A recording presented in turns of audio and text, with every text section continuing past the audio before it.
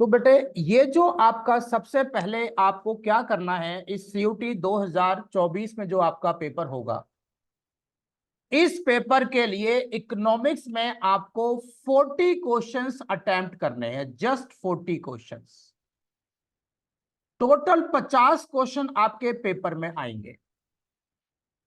So out of 50 questions you have to attempt only 40 questions. आपने 12th class में exam दिया, उसमें आपने 20 क्वेश्चन किए थे, यहां आपको 40 करने। कुछ भी तो चेंज नहीं है। चेंज है तो थोड़ा सा आपके सिलेबस में चेंजेस है कि आपको एक ये जो यूनिट 1 आपको दिखाई दे रहा है और यूनिट 2 दिखाई दे रहा है, दीज आर द 2 यूनिट्स। अच्छा, इससे पहले एक बात और बता दूं कि यहां आपकी नेगेटिव मार्किंग भी है। अगर आपने कोई क्वेश्चन एक गलत कर दिया तो एक गलत क्वेश्चन के लिए 1 नंबर आपका माइनस हो जाएगा। अगर एक क्वेश्चन गलत हो गया तो 1 मार्क्स नेगेटिव होगा, और अगर एक क्वेश्चन आपका सही हो गया तो आपको 5 नंबर प्लस हो जाएंगे। यानी एक क्वेश्चन 5 नंबर का है, सही होने पे पूरे 5 मिलेंगे, लेकिन अगर क्वेश्चन गलत हो गया तो कहने का मतलब आपका 1 नंबर कम हो जाएगा। तो आपने 1 number come, negative marking, that means आपको बहुत ध्यान रखना पड़ेगा।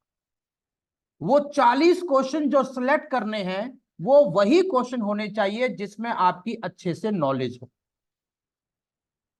तो उसके लिए आपने जब क्वेश्चन ठीक से समझोगे तो क्वेश्चन में कोई प्रॉब्लम आपको नहीं होनी चाहिए।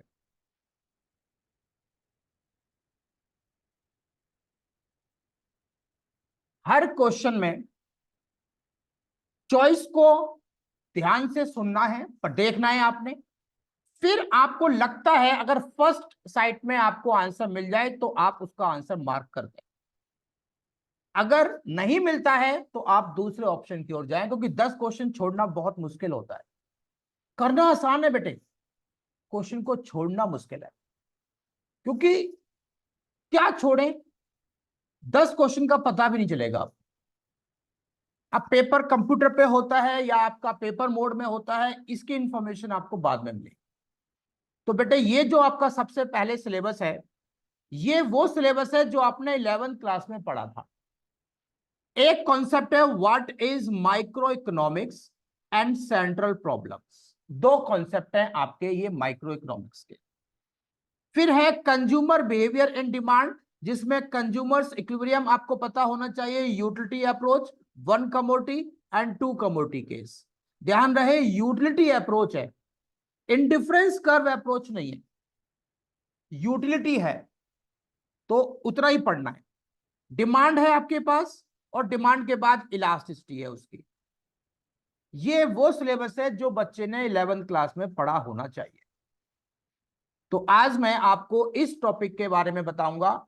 हमारा जो काम होगा वो हर क्लास में थोड़ा सा पढ़ाना, क्वेश्चन प्रैक्टिस के लिए देना, और आपके ऑनलाइन मोड में आपका टेस्ट लेना गूगल फॉर्म पे। तो वो आप घर बैठ के आराम से देंगे। यहां मैं आपको रेगुलर बेसिस पे क्लासेस में नहीं बुलाऊंगा। तो सबसे पहले अगर हमारे पास कॉन्सेप्ट है तो वो है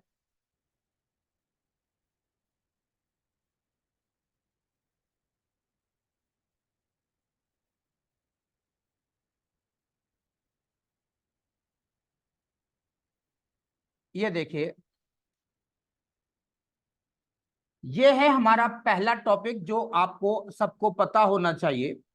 व्हाट इज, क्योंकि सिलेबस है माइक्रो इकोनॉमिक्स क्या है। So what is micro economics, आपने 11th क्लास में बेटे पढ़ा होगा। माइक्रो इकोनॉमिक्स में हम इंडिविजुअल लेवल पे इकोनॉमी को स्टडी करते हैं। That we study consumers equilibrium, producers equilibrium, price theory, utility analysis. These are all micro economic concept. Even the price and quantities of the goods are also microeconomics. On the contrary, this is also the goods is determined in the market. अगर हम किसी goods का price determine करते हैं, price, तो वो micro होता है। जनरली बच्चे प्राइस को मैक्रो समझ लेते हैं, वो माइक्रो कॉन्सेप्ट है। कंज्यूमर इक्विलिब्रियम कैसे डिटरमाइंड होगा, this is also micro concept. तो माइक्रो मीन्स आपने दो बातें माइक्रो में याद रखनी है। एक है आप इंडिविजुअल लेवल पे इसकी स्टडी करेंगे, anything that is being studied as an individual level, that is called as microeconomics. It has been taken Greek language micros, M-I-K-R-O-S, which means small. तो जो माइक्रो वर्ड है वो ग्रीक लैंग्वेज के माइक्रोस से लिया गया है, जिसका मीनिंग होता है स्मॉल। तो एक आपका क्वेश्चन माइक्रो से बनेगा। अब आपसे क्वेश्चन पूछ सकते हैं कि which of the following is micro and which of the following is macro. तो आपको माइक्रो तो पता होना चाहिए, साथ में मैक्रो का भी अगर आप पढ़ लेंगे तो बेटर रहेगा। मैक्रो में क्या है आपके पास, इसमें हम एज ए होल स्टडी करते हैं। ये आपका ग्रीक लैंग्वेज के किससे लिया गया बेटे, मैक्रोस, M-A-K-R-O-S, मैक्रोस से लिया गया है, विच मीन्स लार्ज। तो इसमें हम जो भी स्टडी करेंगे वो एज एन एग्रीगेट लेवल पे स्टडी करेंगे, एज ए होल। जैसे कि आपका total output, employment, price level, ये सारे के सारे मैक्रो कॉन्सेप्ट होते हैं। Total output in the economy, total output determined, output grow over the time, ये सब आपके मैक्रो कॉन्सेप्ट। तो मैक्रो और माइक्रो में आपको आइडेंटिफिकेशन पता होनी चाहिए। तो आपके पास जो भी सोर्सेस हैं, आपके पास बुक होनी चाहिए, उम्मीद करता हूं आप उससे इसको और डिटेल में देख लेना। इसके बाद है आपके पास कॉन्सेप्ट है what is an economy. So economy is an organization in which human beings earn their livelihood. That means कि जहां पर गुड्स प्रोड्यूस होती हैं, सर्विस प्रोड्यूस होती हैं और लोगों को अर्न करने में हेल्प होती है, that is called as economy. Economy problem क्या है, तो हमारे पास स्केर्स रिसोर्सेस होते हैं, उसमें अनलिमिटेड ह्यूमन वांट्स होती है, उसमें आपको चॉइस करनी होती है, this is called as economic problem. तो नया कुछ नहीं है, आपने 11th में सीखा हुआ हो। So causes for economic problem, तो unlimited human wants, scarcity of resources and alternative use of resources, ये है हमारे causes for economic problem। अब हमारी इकोनॉमी में कौन कौन से बेटे सेंट्रल प्रॉब्लम है, तो आपने अच्छे से इनको पढ़े देखा होगा। तीन तरह की हमारे पास सेंट्रल प्रॉब्लम्स होती हैं। First is what to produce, second how to produce and third one for whom to produce. ये तीन हमारे पास प्रॉब्लम है। अब बताएंगे व्हाट टू प्रोड्यूस किस चीज के बेटे, सिलेक्शन ऑफ गुड्स की प्रॉब्लम है। इसमें गुड्स कौन सी सिलेक्ट करनी है, तो गुड्स बेटे टू टाइप की होती हैं, एक होती है हमारे पास कंज्यूमर गुड्स और दूसरी होती है प्रोड्यूसर गुड्स। तो इन दोनों में से कौन सी गुड्स हमको यूज करनी चाहिए, ये हमें एक प्रॉब्लम है। देन टेक्निक, तो टेक्निक बेटे टू टाइप की टेक्निक होती है, labour intensive technique and capital intensive technique. फिर होम टू प्रोड्यूस, ये डिस्ट्रीब्यूशन की प्रॉब्लम है, जिसमें हमें डिस्ट्रीब्यूशन करना है गुड्स का आइदर इन पुअर और इन रिच सेक्टर। तो ये तीनों की तीनों प्रॉब्लम्स आपने पढ़नी है, इनके बारे में डिटेल मैंने दे रखी है, ये मैं आपको नोट्स आपको दूंगा, आप वहां से इसको पढ़ेंगे। ठीक, तो ये नोट्स की फाइल आपको ग्रुप में सेंड कर देंगे, आप वहां से प्रिंट आउट निकाल लें या जैसे चाहें आप उसको पढ़ें। तो फर्स्ट वन है व्हाट टू प्रोड्यूस, तो what to produce. Second one how to produce, तो जो बच्चे घर पे इसको पढ़ रहे हैं स्क्रीन को पॉज करके पढ़ सकते हैं बाद में। और फॉर whom टू प्रोड्यूस, ये हमारे पास तीन प्रॉब्लम है मेन। अगर हम देखें तो बेटे आपको ये याद रहना चाहिए कि व्हाट टू प्रोड्यूस क्या है। व्हाट टू प्रोड्यूस में हमें गुड्स का सिलेक्शन करना होता है, यहां पर कि प्रोड्यूस करनी है मोर गुड्स और एग्रीकल्चर गुड्स, एजुकेशन के लिए सर्विस देनी है या कोई और सर्विस आपने देनी है, ये सब हमें प्रॉब्लम है किस चीज की, प्रोडक्शन करने की दो गुड्स में। कैसे प्रोडक्शन करना है, दो टेक्निक होगी और किसके लिए करना है ये आपके पास। फिर बेटे मैंने अब देखो, जैसे मैंने कहा कि self study is required for this kind of question. तो कितना बड़ा सिलेबस है, हम इसको एक महीने में पूरा फिर से डिटेल में नहीं करा सकते। तो आपके ऊपर डिपेंड करता है आप कैसे। अब मैं आपको एक फाइल भेजूंगा, आपके पास ये क्वेश्चंस हैं, आप क्वेश्चन को ठीक से पढ़ें, आपने कॉपी में आंसर लिखें, एक एक क्वेश्चन को आराम से पढ़ के समझ के उनके आंसर्स लिखें। Then after the questions I have given you answers, you can check the answers of this question. तो ये आपको सेल्फ स्टडी में घर पे करना होगा। अब वो फोर्स वाली स्टडी नहीं होगी कि मैं आपको जबरदस्ती कहूंगा यहां करके दिखाओ, ये करो, नहीं भाई, ये जरूरी नहीं है। आप अगर नहीं पढ़ना चाहते तो correspondence is there for you. कोई जबरदस्ती, तुम पहले बता रहे हैं नहीं पढ़ोगे मत पढ़ो, कोई कंपलसरी तो है ही नहीं, कॉरेस्पॉन्डेंट में एडमिशन ले लेना। ये तो सेल्फ स्टडी है, हमारी खुद की विल पावर कहती है, इसलिए हम इसको पढ़ रहे हैं, नहीं तो मत पढ़िए। अब हम बात करेंगे सेकंड कॉन्सेप्ट की, ये है कंज्यूमर बिहेवियर एंड डिमांड। ये बहुत इंपॉर्टेंट टॉपिक है, इसके आंसर्स आपको समझने थोड़े से टिपिकल होंगे। तो कंज्यूमर कौन होता है बेटे, तो सबसे पहले आपको पता होना चाहिए कंज्यूमर कौन है। सो consumer is an individual who consumes final goods and services to fulfill his her basic needs। अगर कोई कंज्यूमर अपनी नीड्स को फुलफिल करता है, किसी गुड्स की डिमांड करता है या सर्विस की डिमांड करता है, वो कंज्यूमर होता है। यूटिलिटी क्या है, तो want satisfying capacity of a good is called as utility. Total utility, overall consumption करने से कितना सेटिस्फेक्शन मिला। मार्जिनल यूटिलिटी, आपका डिफरेंस कितना है उस सेटिस्फेक्शन का। तो आपने 11th क्लास में इसके फॉर्मूले देखे होंगे। अगर हम बात करें फॉर्मूले की, तो बेटे टोटल यूटिलिटी का फॉर्मूला होता है सिग्मा मार्जिनल यूटिलिटी, यानी जितना भी एमयू है उसका सम हमारा टोटल यूटिलिटी होता है। कैसे होता है, तो मैं आपको दिखाता हूं एक बार इसका थोड़ा सा कॉन्सेप्ट।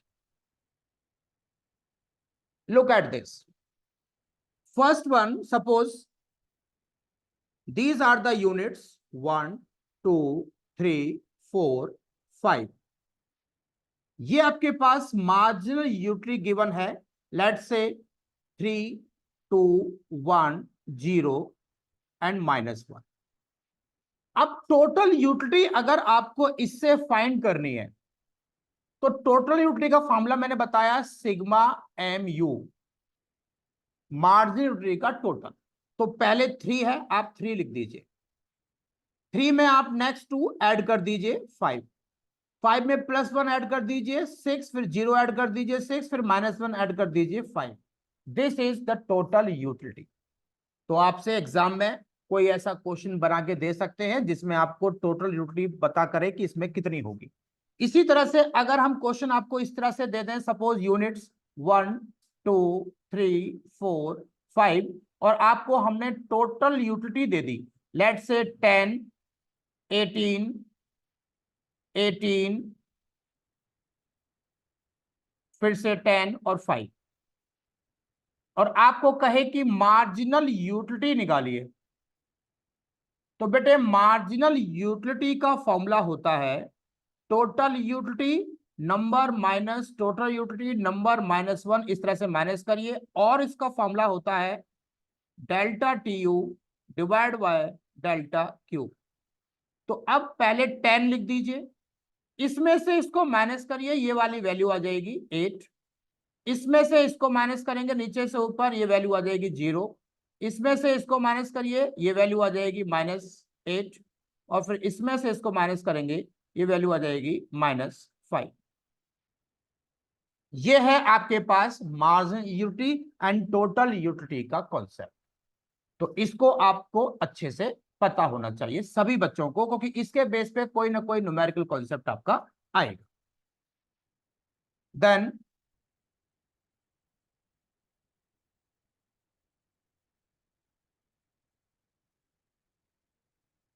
अब बात करेंगे कंज्यूमर के बंडल्स क्या होते हैं। तो कंज्यूमर के bundles means how much consumer can afford, that means कि 2 गुड्स की कितनी क्वांटिटी वो अपने गिवन प्राइस और इनकम से अफोर्ड कर सकता है, वो कंज्यूमर के बंडल्स होते हैं। जिसमें बजट सेट मींस उसकी कितनी परचेजिंग पावर है 2 गुड्स की।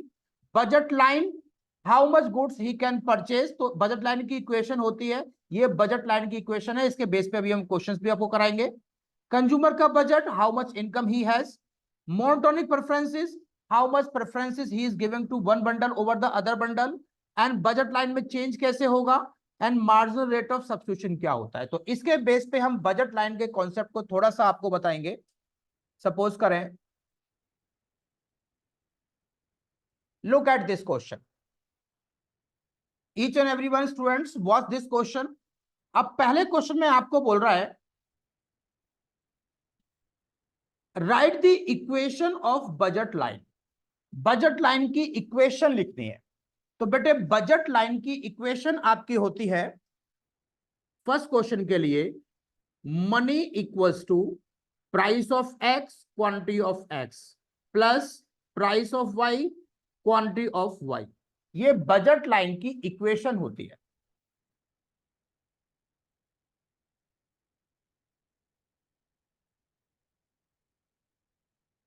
अब इसमें आपने क्या करना है, क्या गिवन है, तो देखो बेटे गिवन क्या है आपके पास, इनकम गिवन है 200, then price is 10 and 20, that means price of x given है 20 and price of y given है, सॉरी ये 10 है आपके पास और ये 20 है। अब आपको इस वाली इक्वेशन में वैल्यू पुट कर दीजिए, आपका आंसर आ जाएगा। तो बेटे मनी कितना हुआ 200 equals to price of X कितनी गिवन है 10x, जो इंफॉर्मेशन है वो लिख दीजिए, प्राइस ऑफ वाई कितना है 20 of Y. This is the equation of budget line. तो आपको एक पैसेज बेस्ड क्वेश्चन एग्जाम में आएगा, आपको उसको पढ़ना है और उसके बेस पे 4-5 क्वेश्चन दे रखे होंगे, वो आपको करने हैं, जैसे कि ये वाले। ठीक, फिर ड्रॉ बजट लाइन। तो बजट लाइन ड्रॉ करने के लिए आपको कोई भी सिस्टम ग्राफ पॉइंट लेकर आप ड्रॉ कर सकते हैं। अब देखिए 200 रुपए बेटे आपके पास है और 10 रुपीज की एक गुड्स है, तो एक्स की कितनी मैक्सिमम परचेज कर सकते हैं 200 रुपए में। अगर 10 की एक है, 200 रुपए आपके पास हैं, तो कितनी आ जाएंगी 20, तो एक्स की 20 लिख दीजिए। वाई की 20 रुपीज प्राइस है, 20 रुपए है, तो कितनी आ सकती है 10। तो अब 10 और 20 को मिला के ये बन गई आपकी budget line. This is budget line. Then slope, बेटे स्लोप का फॉर्मूला जरूर याद रखें सभी बच्चे, slope of budget line. Slope of budget line का फॉर्मूला होता है minus P X divide by P Y. ये स्लोप ऑफ बजट लाइन का फॉर्मूला होता है। तो आपके पास माइनस तो वैल्यू आएगी आएगी, क्योंकि स्लोप हमेशा नेगेटिव होता है। एक्स का प्राइस कितना है 10, वाई का प्राइस 20, तो फाइनल आंसर -0.5। यह है स्लोप ऑफ बजट लाइन। इसके बाद लास्ट में पूछा है can a consumer buy 8x and 6y। तो बेटे आप इसकी कैलकुलेशन करके देख लो कि उसके पास 200 रुपए हैं, क्या 200 रुपए में ये बंडल आ सकते हैं। आप देखेंगे कि 8x का प्राइस कितना है 10, तो कितने रुपए खर्च हो गए 80 रुपए। इसी तरह से y का प्राइस कितना है 20, कितने रुपए खर्च हो गए 120, तो 80 प्लस 120 कितना हो गया 200। तो answer is yes, consumer can buy these goods, क्योंकि हमारे पूरे 200 रुपए यहां पर खर्च हो रहे हैं। तो इस टाइप से कोई एक क्वेश्चन आपके एग्जाम में आ सकता है, तो आप इसकी प्रैक्टिस कर लेना, ठीक है। देन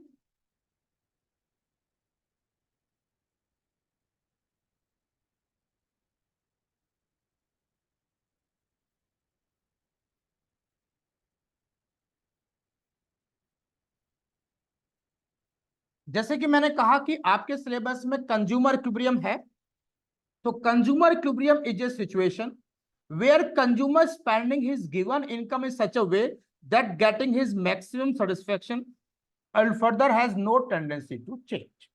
मीन्स आप अपने रुपए ऐसे खर्च करो जिससे कि आपको मैक्सिमम सेटिस्फेक्शन मिल सके और बाद में आप उसमें कोई चेंज ना लाओ। और आपके इस बार के सीयूटी के सिलेबस में कंज्यूमर इक्विलिब्रियम कौन सा है? Utility approach. यूटिलिटी अप्रोच है in case of one commodity. तो बेटे in case of one commodity case की कंडीशन क्या होती है? वो कंडीशन है marginal utility of X, marginal utility of money must be equal to price of X. ये है कंज्यूमर इक्विलिब्रियम कंडीशन जो आपको याद रखनी पड़ेगी। ध्यान रहे हम डिटेल में नहीं पढ़ा सकते since we have a very limited time. तो ये माना जाता है क्योंकि 11th का सिलेबस इसलिए दिया गया ताकि हमें कॉलेज में 80,000 बच्चों को ही सीट देनी है, 8 लाख बच्चे अप्लाई करेंगे, सबको कैसे सीट दे दें? तो नॉलेज होगी, बच्चा होशियार होगा, वही चाहते हैं हम। जिसने 11th क्लास में पढ़ा अब भूल गया तो भाई वो पढ़ने के लिए बना ही नहीं। फिर भी अगर आप रिवीजन करके ही बच्चे को याद नहीं आ रहा है तो वो इकोनॉमिक्स पढ़ने के लिए या डिजर्व नहीं करता है। आप कोई और सब्जेक्ट चुन लें अगर आप नहीं पढ़ सकते तो। अब एक और केस होता है इसका, marginal utility of X in terms of rupees must be equal to price of X. ये दो कंडीशंस हैं जो आपको याद होनी चाहिए at any cost. Clear? Consumer equilibrium in case of single commodity. अब मैं इसको एक प्रूव करके दिखाता हूं आपको एक छोटे से एग्जांपल के थ्रू। कैसे? देखिए, suppose these are the units 1 2 3 4 5। Marginal utility of X let's say 50 40 30 20 10। Price of X let's से 6 in all। Marginal utility of money मान लीजिए 5। अब हमें पता करना है where will be the consumers equilibrium condition. जो बच्चे इसको वीडियो को देख रहे हैं वो इस वीडियो को दोबारा से प्ले कर लें। मैं इस वीडियो को यूट्यूब पे अपलोड कर दूंगा, वहां से दोबारा देख के समझ के सेल्फ स्टडी की जरूरत पड़ेगी। ठीक है? अब क्या करना है बेटे, हमें क्या चाहिए? फॉर्मूला बताया हमने, marginal utility of x upon marginal utility of money. ये किसके इक्वल होना चाहिए? प्राइस ऑफ एक्स के। तो ये कंडीशन निकाल तो लो पहले। तो इसका मतलब एक्स को किससे डिवाइड करना है? मनी से। तो एक्स का कितना है? ये 50 और डिवाइड किससे करना है? 5 से। तो 50/5 कितना आ गया? 10। ऐसे ही 40/5 8, लाइकवाइज 6 4 and 2। अब आप देखिए एक जगह पर आपकी यह कंडीशन फुलफिल होती है, MUM is equal to PX। कहां पर है? ये भी 6 है, ये भी 6। किस लेवल पे बराबर है? ये यूनिट नंबर 3 पर। तो this is consumer equilibrium level. So in case of single commodity, consumer equilibrium will be decided in this process. So this is consumer equilibrium in case of single. On the contrary,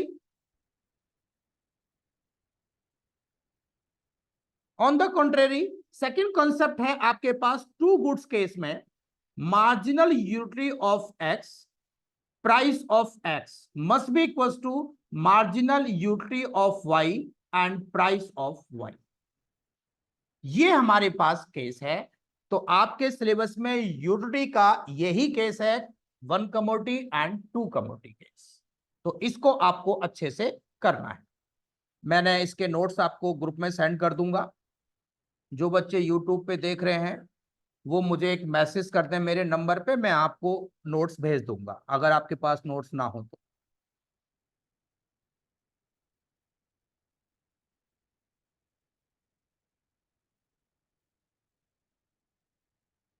तो ये हमारा हो गया 1 case 2 case. उसके बाद बेटे कुछ question हैं छोटे छोटे, क्योंकि समय की कमी है तो मैं डिटेल में आपको नहीं बताऊंगा, रफली बता रहा हूं।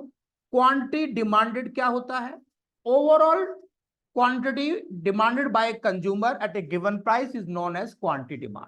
Market demand, overall demand by a consumer in the demand in the market by all the consumers. तो ये टोटल क्वांटिटी होती है मार्केट में गिवन प्राइस पर। Demand function the determinants of demand, जो डिमांड को अफेक्ट करने वाले फैक्टर्स होते हैं उसके बीच का रिलेशन डिमांड फंक्शन होता है। डिमांड शेड्यूल एक टेबुलर प्रेजेंटेशन होता है। लॉ ऑफ डिमांड आपको पता होगा, लॉ ऑफ डिमांड क्या होता है बेटे? Other things being equal, price increase, demand decrease and price decrease, demand increase, both have negative relationship, this is called as law of demand. Then change in demand. So change in demand का बेटे बहुत बड़ा सा एक process है जो आपको पता होना चाहिए। पहले तो ये है डिटरमिनेंट्स ऑफ डिमांड की, डिमांड का एक डिटरमिनेंट है प्राइस और दूसरा होता है अदर फैक्टर्स। तो अदर फैक्टर्स में इनकम है, taste and preferences, change in price of related goods and future expectation to change in price. तो ये आपके बेसिक हैं डिमांड को अफेक्ट करने वाले फैक्टर्स। तो change in demand two type का होता है, एक होता है चेंज इन क्वांटिटी डिमांड और दूसरा होता है change in demand. Change in quantity demand बेटे प्राइस में चेंज की वजह से आता है और चेंज इन डिमांड आता है अदर थिंग्स में चेंज की वजह से। तो change in demand two type का होता है, एक्सपेंशन और दूसरा कॉन्ट्रैक्शन इन डिमांड। और चेंज इन डिमांड होता है आपके पास इंक्रीज इन डिमांड नंबर 1 और नंबर 2 डिक्रीज इन डिमांड। तो इसमें आपके पास डाउनवर्ड मूवमेंट होता है, आप देखिए डायग्राम के अंदर। तो ये डाउनवर्ड मूवमेंट हुआ, डिमांड कब आपका इस पॉइंट से इस पॉइंट पे आ गया, ये डाउनवर्ड मूवमेंट है। और इसमें अपवर्ड मूवमेंट होता है, तो इसलिए बोलते हैं एक्सपेंशन, ये होता है कॉन्ट्रैक्शन। और इसमें राइट हैंड साइड की ओर शिफ्ट होगा, राइट हैंड साइड में, और इधर लेफ्ट हैंड साइड की ओर शिफ्ट होता है। तो ये कुछ बेसिक्स हैं जो आपको याद होने चाहिए। Then change in demand, change quantity हो गया। उसके बाद बेटे है आपके पास demand curve. So demand curve functional graphical presentation होता है किस चीज का? क्वांटिटी डिमांड एंड प्राइस का। प्राइस लास्ट डिमांड, तो इसके न्यूमेरिकल्स आपने पढ़े होंगे, कुछ न्यूमेरिकल्स की हम प्रैक्टिस के लिए आपको नोट्स भेज देंगे। और एक है आपके पास टोटल आउटले मेथड, ये बहुत इंपॉर्टेंट है। तो परसेंटेज मेथड और प्रोपोर्शनल मेथड का फॉर्मूला तो आपको पता ही होगा। उम्मीद करते हैं कि सभी बच्चों को ये वाला फॉर्मूला क्लियर होगा और ये वाला फॉर्मूला क्लियर होगा। दोनों फॉर्मूले से न्यूमेरिकल्स निकालने आपको बेसिक पता होने चाहिए।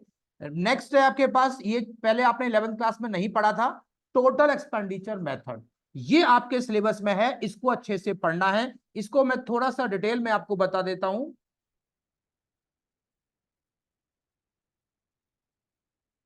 टाइम नहीं है, कितनी देर बची? 5 मिनट।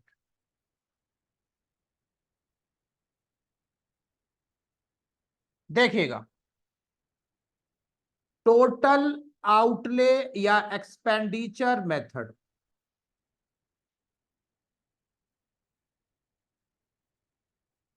इसमें पहला केस है इफ प्राइस इंक्रीज और decrease but your total expenditure remains constant. Price घटे बढ़े बट खर्चा सेम रहे, in that case ED is equals to 1।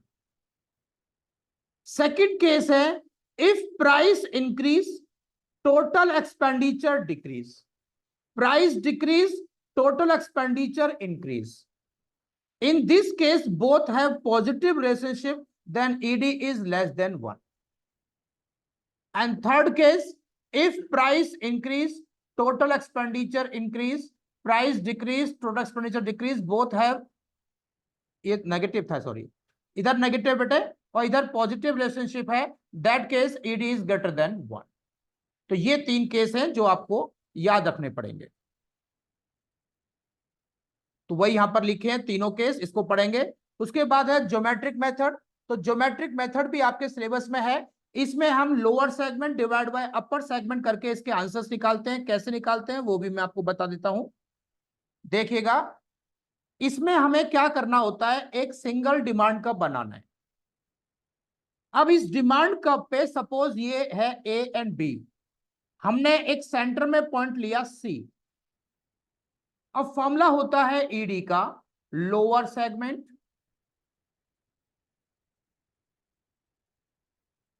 Divide by upper segment. तो बेटे लोअर सेगमेंट हो गया सी टू बी, अपर सेगमेंट हो गया ए टू सी।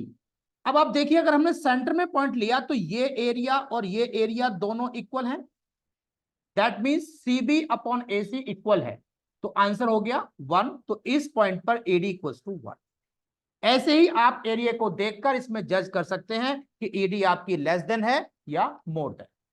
तो ये आपका बेसिक है बेटे। मैंने सारी चीजें आपको थोड़ा सा जल्दी से जरूर बताई है, क्यों? क्योंकि हमें 10 यूनिट हैं, हम ज्यादा क्लास नहीं आपको ले सकते हैं, आपकी सेल्फ स्टडी रिक्वायरमेंट होगी। कुछ कहोगे तो हम लेक्चर्स आपको फॉरवर्ड कर देंगे। आपको अब ड्यूटी है कि मैंने इसके इस चैप्टर के कॉन्सेप्ट पढ़ने के बाद एमसीक्यू क्वेश्चंस आपको सोल्व करने हैं। तो ये एमसीक्यू क्वेश्चंस हैं, आप देखिए मैंने बहुत सारे ऐसे एमसीक्यू क्वेश्चंस दे रखे हैं।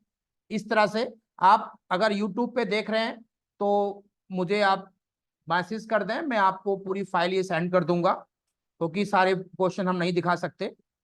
बाद में आप इन क्वेश्चंस को सोल्व करके